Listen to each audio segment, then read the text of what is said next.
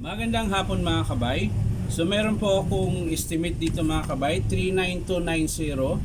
Ang model nito mga kabay dito 5032. Ayan. So ayan mga kabay, sasaksak po natin. So ayan mga kabay, wala pong power. Kahit galaw-galawin natin yung cord, wala rin. So tara mga kabay, bubuksan natin. Tingnan natin kung anong dahilan. Baka carbon o kaya putol yung wire. So yan mga kabay, yung carbon mahaba pa po.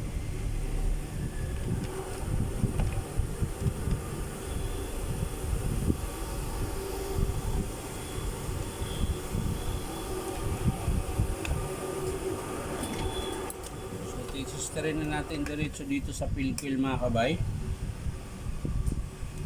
para makita natin kung dito ba sa pilquil o hindi. Tester natin yung dalawang contact. So yan mga kabay, wala pong contact to. Ayan, hindi po siya pumapalo. So test natin yung carbon. Pati carbon mga kabay, wala.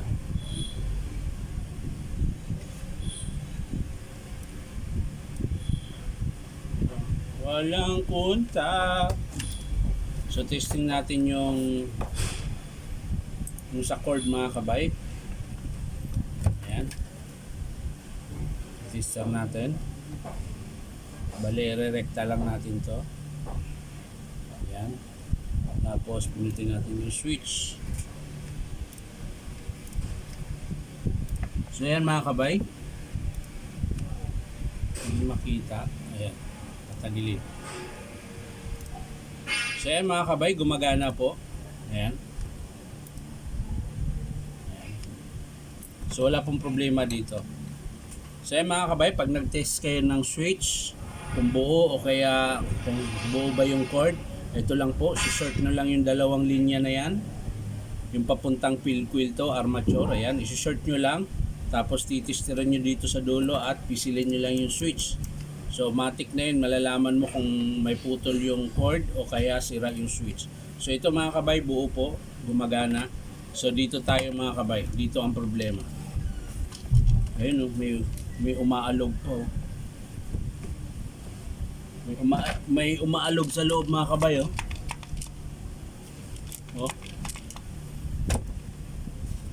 So bubuksan natin to mga kabay. Tingnan natin kung bakit ayaw gumana. Pero may umaalog sa loob. Yung pilquil para mga kabay, test din natin. I-tester din natin yung pilquil pala, hindi ko na-test.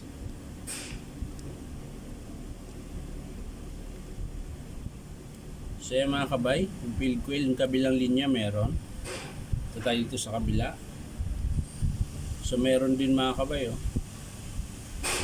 So hindi sa pilquil yung problema, baka dito sa armature, baka putol-putol po yung winding kasi may tumutunog mga kabay oh. So buksan natin mga kabay para malaman natin ano yung tumutunog.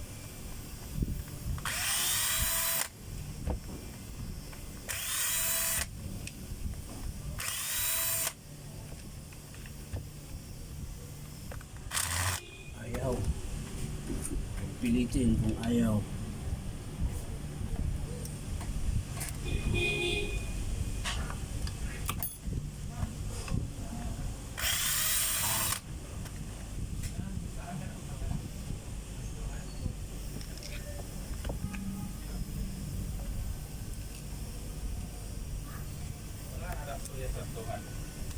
Adapter tatluhan.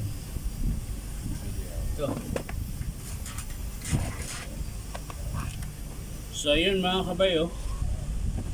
Kaya po may tumutunog dahil meron pong pumasok dito sa loob. Ayan, putol-putol yung winding mga kabay. Ayan. Pansinin nyo po yung winding mga kabay. Ayan, putol-putol po yan. Ayan. So yung tumutunog mga kabay,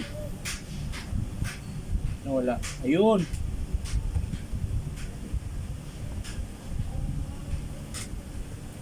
Nagpalit sila ng armature mga kabay na bago. Ayan, bago po yung armature niya. Hindi po nila natingnan na merong naiwan sa loob. Baka yung pinagpalitan nito dati mga kabay ay tuklap yung armature. So ayan yung po yung tumutunog sa loob kanina mga kabay. Yan. Siguro baka sinalpak lang nila to diretso.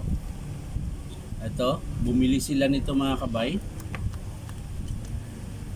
Tigas.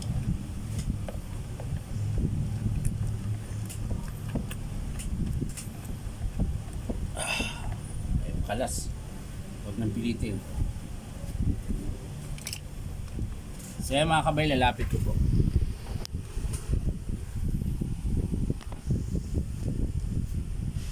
So ayan mga kabay, ito po yung sira niya. Ayan,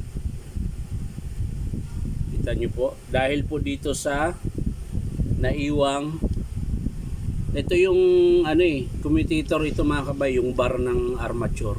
Ayan, yung tinatamaan ng carbon. Ito po yung tumutunog kanina na inaalog ko mga kabay. Maaring nagpalit sila ng armature pero hindi nila nalinis yung field coil. Dito yan naiwan sa loob. So kaya nasira yung armature na kanilang pinalit. Ayan.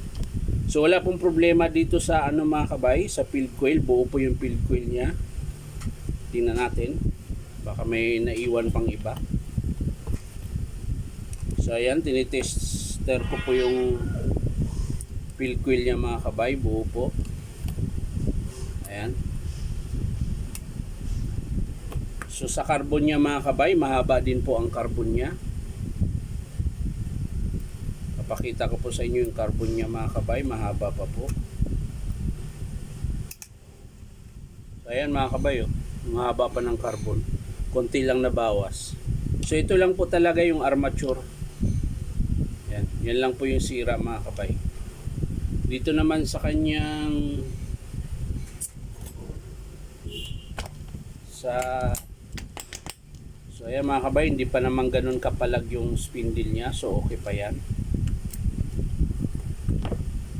Sa hammer, ayan, so okay pa mga kabay.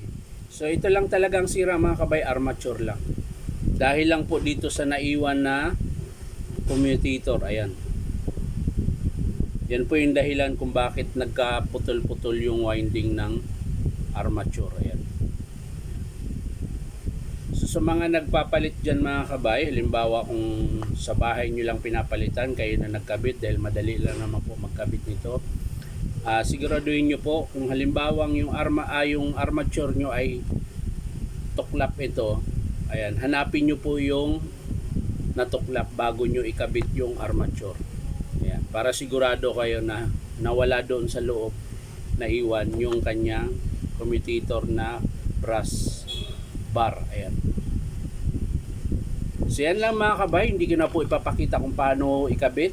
Papakita ko na lang sa inyo mga kabay kapag in-approve ito ng customer. So yan lang mga kabay, maraming salamat. Bye bye.